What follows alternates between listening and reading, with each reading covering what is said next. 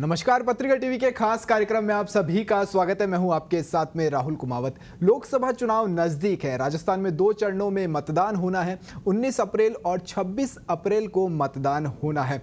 और अभी मेरे साथ में स्टूडियो में मौजूद है मुख्य निर्वाचन अधिकारी प्रवीण गुप्ता जी। आपका बहुत बहुत स्वागत है सर। नमस्कार। प्रवीण गुप्ता जी, सबसे बड़ा चैलेंज यही रहता है वोटिंग प्रतिशत बढ़ाना। उसके लिए निर्वाचन आयोग क्या क्या कर रहा है, थोड़ा सा दर्शकों को वो सबसे पहले बताइए।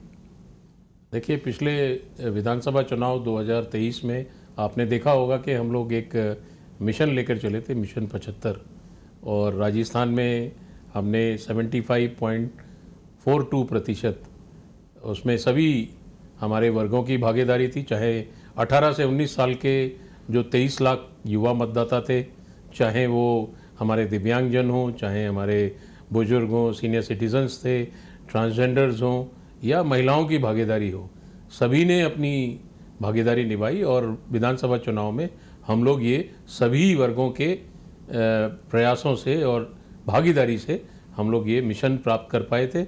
उसी उम्मीद के साथ हम लोग अपने 2024 लोकसभा चुनाव के लिए भी कार्य कर रहे हैं। हमारी स्वीप की टीम जो लगी हुई है, और हमने एक नवाचार किया है स्कूल के बच्चों के मार्फत। हम अपने उन संकल्प ले रहे हैं, हमारे बच्चे संकल्पित करवा रहे हैं अपने पेरेंट्स को, अभिभावकों को, और वो पिछले बार भी बड़ा कारगर साबित हुआ। साथ में बूथ पर जो व्यवस्थाएं होनी चाहिए, वोटर पर्ची समय पे नहीं मिलती, वोटर पर्ची का वितरण हमने आओ बूथ चले अभियान करके 7 तारीख को और 14 तारीख को आज भी चल रहा है।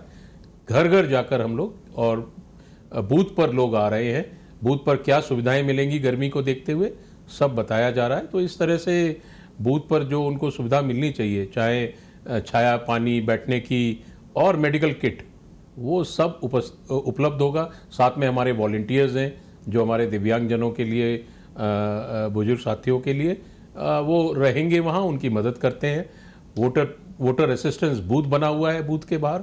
तो मुझे उम्मीद है कि ये सब सुविधाएँ और वोटर पर्ची का समय पे वितरण लोगों को प्रोत्साहित करेगा। और मैं आपके माध्यम से फिर से आह्वान करना चाहूँगा कि जिस तरह से विधानसभा में चुनाव में बढ़ चढ़ कर लोगों ने हिस्सा लिया, जल्दी आएंगे गर्मी को देखते हुए सुबह, और हमारा सेल्फी पॉइंट, हमारा जो सर्टिफिकेट जारी होना, पौधारोपण होना, सभी ये सुबह 7 से 10 के बीच में हमारे सभी बूथों पर हमने ये अभिनव प्रयास किया है। तो मुझे उम्मीद है कि मिशन 75 या पिछले लोकसभा चुनाव से हम लोग अधिक मतदान कर पाएंगे। हम लोग इसमें अपने एनआरआई साथियों को, हम लोग इसमें अपने प्रवासी राजस्थानियों को, सभी को जोड़ने का प्रयास कर रहे हैं। और हमारी पूरी जिला निर्वाचन अधिकारी की टीम सभी से संपर्क कर रही है, मनवार कर रही है, कुमकुम पत्रिका जारी कर रही है, अपना अपील कर रही है। तो मुझे उम्मीद है कि इस अपील का हमारे मतदाता हमें सहयोग करेंगे और अपनी हिस्सेदारी, अपनी जो भागीदारी है, चुनाव का पर्व है, देश का गर्व है, इस अभियान में अपनी हिस्सेदारी पूरी निभाएंगे। नहीं, ये शानदार पहल निर्वाचन आयोग की तरफ से की जा रही है। सर, इस बार जैसा आपने गर्मी का जिक्र किया है, तो क्या समय में भी कुछ बदलाव किया गया है ताकि सुबह सुबह जब मौसम ठंडा रहे तो मतदान हो सके, ज़्यादा मतदान सुबह के समय हो सके? देखिए, बिल्कुल सही है। विधानसभा में भी हमने ये प्रयास किया था, तब भी लोगों ने इसको सराहा था, क्योंकि कुछ लोग अपने स्वयं के कामकाज, छुट्टी सार्वजनिक रूप से घोषित की गई है, लेकिन स्वयं के कामकाज भी लोग मानते हैं। तो मेरा मानना है कि पहले मतदान, बाद में अन्य काम। तो इसी धारणा को लेकर हम लोग चल रहे हैं, और सुबह 7 बजे से शाम 6 बजे तक 11 घंटे मतदान का घंटा, 1 घंटा बढ़ाया गया है कि सुबह अगर किसी को कहीं जाना है, अपने किसी काम से, पर्सनल काम से जाना है, तो वो निश्चित तौर पर अपना वोट डालकर निकले। ऐसा हमने पिछली बार भी लोगों से अपील की थी। आपने देखा देव उठनी 11 थी, उसके बावजूद भी शादियों में लोग गए, लेकिन अपना मताधिकार का प्रयोग करना नहीं भूले। यही आशा हमें इस बार भी है कि पहले मतदान बाद में अन्य काम, या पहले मतदान बाद में खान पान। प्रवीण जी, राजस्थान अभी भी कुछ इलाके राजस्थान के अंदर ऐसे भी है जहां पर आज भी लोग पहाड़ों पर चढ़कर वोटिंग करने के लिए जाते हैं, या उनको नदी पार करके जाना पड़ता है। तो ऐसे मतदाताओं के लिए क्या कुछ सुविधाएं मुहैया कराई जा रही है? देखिए, सबसे पहले तो हमने, हमारा पोलिंग स्टेशन है, पहला प्रयास था कि इसको उनके नज़दीक ले जाया जाए। तो लगभग 2000 पोलिंग स्टेशन हमने नए गठित किए हैं, जिससे कि उनकी दूरी को कम किया जाए। आपका बिल्कुल 2 किलोमीटर के अंदर आ जाए वो क्योंकि राजस्थान बहुत बड़ा क्षेत्र है, रेगिस्तानी क्षेत्र भी है। दूसरा, हमने जहां ज़्यादा मतदाता हो गए थे 1450 से अधिक, ऐसे 1400 बूथ हमने तोड़ दिए हैं, जिससे क्यू जो लंबी कतारें लगती थी उसको भी हमने ध्यान में रखा है। आपने जो सवाल पूछा कि पहाड़ है या नदी क्रॉस करके जाना है, तो डूंगरपुर में एक स्थान है जहाँ पर 100 वोटर या 150 वोटर नदी क्रॉस करके आते हैं। सड़क भी है लेकिन 2 किलोमीटर के उसमें है। हम लोगों ने वहाँ, जैसे हम लोग अन्य जगह ट्रांसपोर्ट सुविधा दे रहे हैं, वहाँ वो जो नाव वगैरह है उसकी सुविधा भी हम लोग वोटर्स को, जिला निर्वाचन अधिकारी को निर्देश दिए। तो इस तरह से जो दुर्गम स्थान है, हमारे पोलिंग पार्टी भी कुछ जगह चल के जा रही हैं, उल्टा कर रहे हैं हम लोग, उनको ना आना पड़े। जैसे माउंट आबू में है, आपने पिछली बार हमने विधानसभा इलेक्शन में भी उसमें बूथ बनाए थे, तो वो रहेंगे जहां हमारी पोलिंग पार्टी 6 किलोमीटर से 9 किलोमीटर तक चल के जाएगी। तो इस तरह से हमने लोगों की सुविधाओं का ध्यान रखा है। राजस्थान में देखा जाए तो तकरीबन करीब 25 लाख प्रवासी वोटर्स भी है, तो उनके लिए भी कुछ निर्वाचन आयोग कर रहा है ताकि वोट प्रतिशत बढ़ाने में उनका भी योगदान रह सके।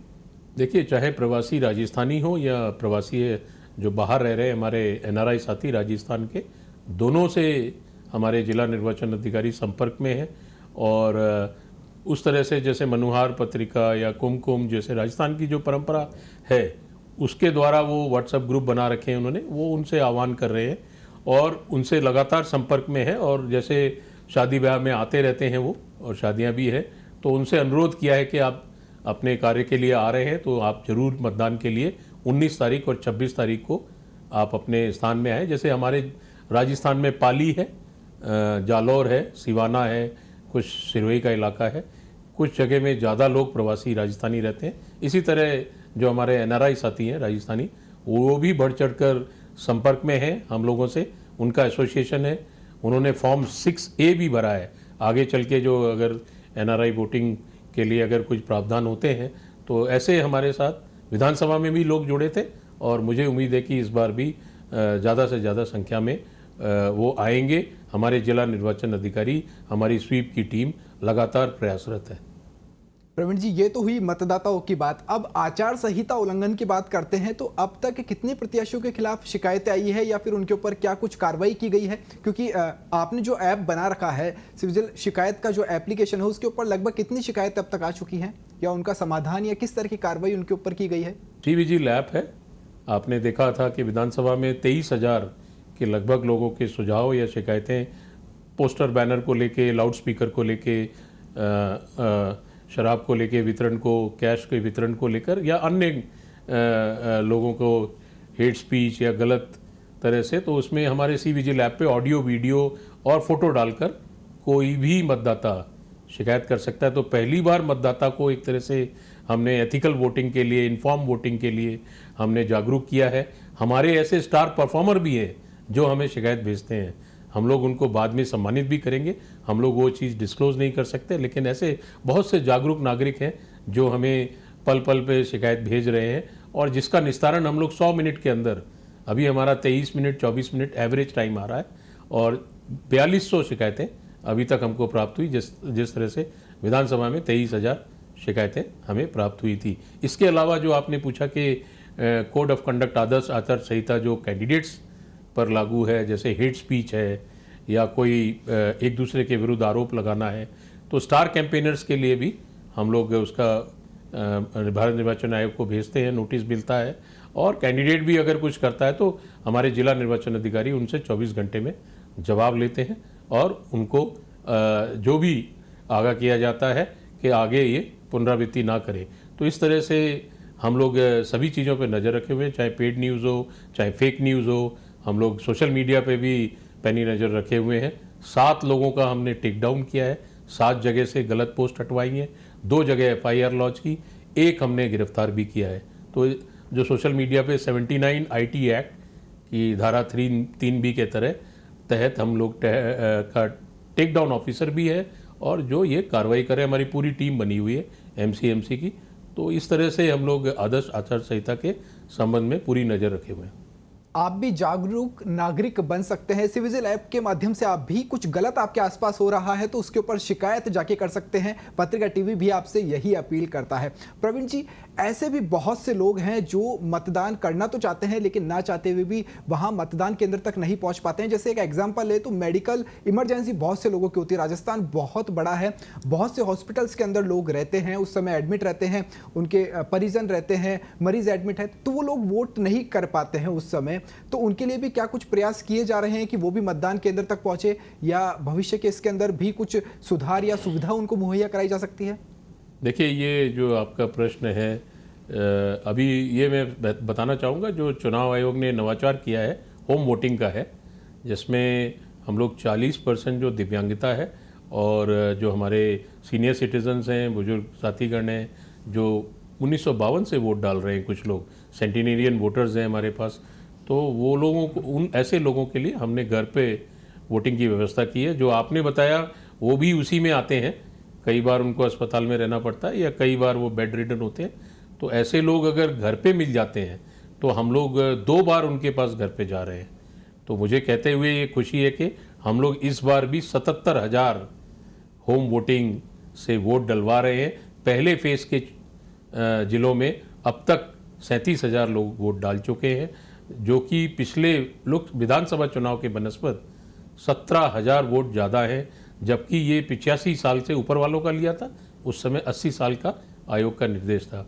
तो कहने का तात्पर्य है कि धीरे धीरे जो आपका प्रश्न है, लोगों को जानकारी हमने दी है, जागरूक किया है और ज़्यादा से ज़्यादा संख्या में लोग आए हैं। लेकिन एक बात इसकी बनस्पत लोगों का ये भी कहना है कि हम वोट बूथ पर आके ही वोट डालेंगे।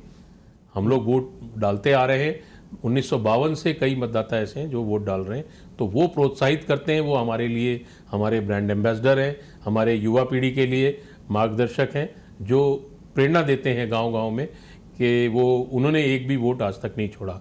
तो उनके अनुभव हमने साझा किए और हम चाहेंगे कि हमारे जो दूसरे वोटर्स हैं, नॉर्मल वोटर्स हैं, वो उनसे प्रेरणा लेंगे और ज़्यादा से ज़्यादा मतदान करने आएंगे। तो मतदान के इस पर्व में आप भी अपनी भागीदारी जरूर से निभाएं। 19 अप्रैल और 26 अप्रैल ये तारीख भूल मत जाना। राजस्थान में 2 चरणों में मतदान होना है और मतदान अवश्य करें, मतदान केंद्र तक अवश्य पहुंचे। निर्वाचन आयोग भी आपके लिए काफी कुछ कर रहा है। आप वहां केंद्र तक जाएंगे तो आपको सेल्फी विद इंक पत्रिका ने अभियान चलाया है, वहां पर चुनाव आयोग की तरफ से भी अभियान चल रखा है, जिसके अंदर भी आप अवार्ड जीत सकते हैं, इनाम जीत सकते हैं। प्रवीण जी, हमसे जुड़ने के लिए आपका बहुत बहुत धन्यवाद। नमस्कार। तो आज के इस कार्यक्रम में फिलहाल इतना ही। मुझे दीजिए इजाजत। नमस्कार।